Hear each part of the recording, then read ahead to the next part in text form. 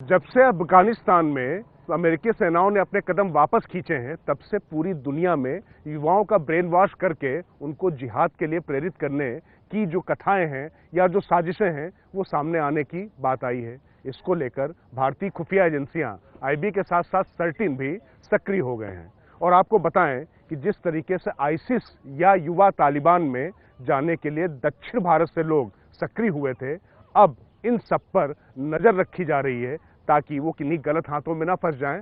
बात आपको आगे बताएं उससे पहले कांग्रेस नेता शशि थरूर का ये वीडियो देखिए। इस वीडियो में एक नौजवान जिसके हाथ में मशीन गन है, लेकिन वो जमीन पर बैठ गया है, उसने सिर झुका रखा है, वो रो रहा है, उसका दूसरा साथी उसे संभाल रहा है। दावा किया जा रहा है कि ये आतंकवादी काबुल जीतने की खुशी की वजह से अपने आंसू नहीं रोक पा रहा है। शशि थरूर का कहना है कि ऐसा लगता है कि यहाँ कम से कम 2 मलयाली तालिबान हैं।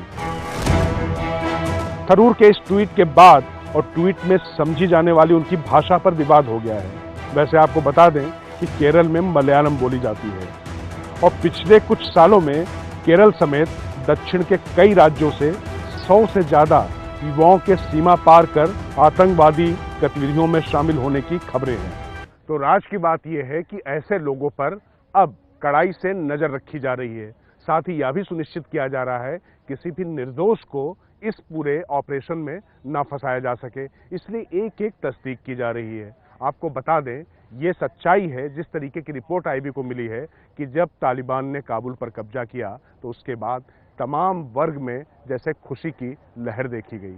तो उसके बाद आईबी और अन्य एजेंसियां सक्रिय हुई। इसके बाद आईबी ने सूचना प्रौद्योगिकी मंत्रालय से मदद मांगी, जिसके बाद सर्टिन भी इस पूरी काट छांट और जो पहचान में लग चुका है। राज की बात यह है कि आईबी के आग्रह पर सर्टिन यानी computer emergency response team India ऐसे युवाओं की ऑनलाइन हरकतों का विश्लेषण भी कर रही है।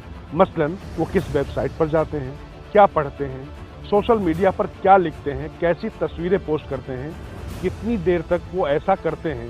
भारतीय खुफिया एजेंसियां सब पर नजर रख रही हैं। जिस तरह का इनपुट आ रहा है उसे आगे बढ़ा आतंक के इस मनोवैज्ञानिक विस्तार को रोकने की कोशिश कर रही हैं। काबुल एयरपोर्ट पर ISIS-K की आतंकी वारदात और जिस तरह की खबरें पाकिस्तान से आ रही हैं, उसने सुरक्षा एजेंसियों को सतर्क कर दिया है। घाटी से लेकर पूरे देश में अस्थिरता, अविश्वास और दहशत फैलाने की कोशिशों में लगातार नाकाम होने के बाद नापाक पड़ोसी पाकिस्तान अब मनोवैज्ञानिक वॉरफेयर की तैयारी में लगा हुआ है। उसको ये समझ में आ चुका है कि भारतीय एजेंसियों से इस तरीके से लड़ पाना उसके बस की बात नहीं है।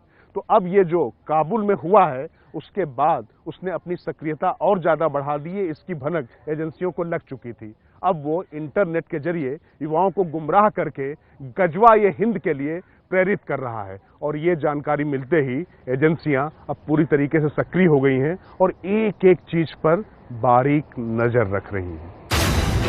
कश्मीर के रास्ते सीमा पार करके भारत के 80 नौजवान IS में शामिल होने के लिए जा चुके हैं। ये खुलासा गृह मंत्रालय की एक रिपोर्ट से हुआ है।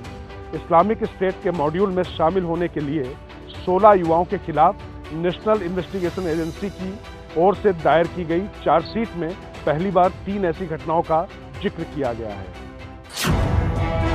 जिनमें कथित तौर पर यह संदिग्ध पाकिस्तान की ओर से चलाई जा रही वेबसाइट पर जाने और आतंकवादी संगठन जैश ए मोहम्मद के सरगना मौलाना मसूद अजहर की ओर से लिखी सामग्री को पढ़ने के बाद आतंकवाद की ओर गए थे। बड़े अधिकारी ने बताया कि भारत लगातार पाकिस्तान को वर्ल्ड फोरम पर एक्सपोज कर रहा है कि कैसे वो आतंक का एक्सपोर्ट कर रहा है। इसके बाद पाकिस्तान पड़ोस में फैली अस्थिरता का फायदा उठाकर किस तरीके से भारत में युवाओं को गुमराह करने की कोशिश कर रहा है और उन्हें, जैसा मैंने आपको पहले बताया, कि भटकाकर और उस रास्ते पर ले जा रहा जो हमेशा तबाही और विनाश की तरफ जाता है।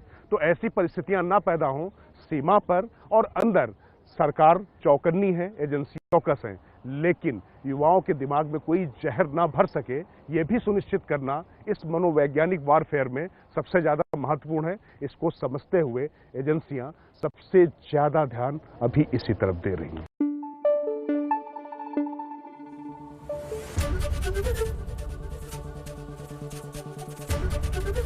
ABP न्यूज आपको रखे आगे।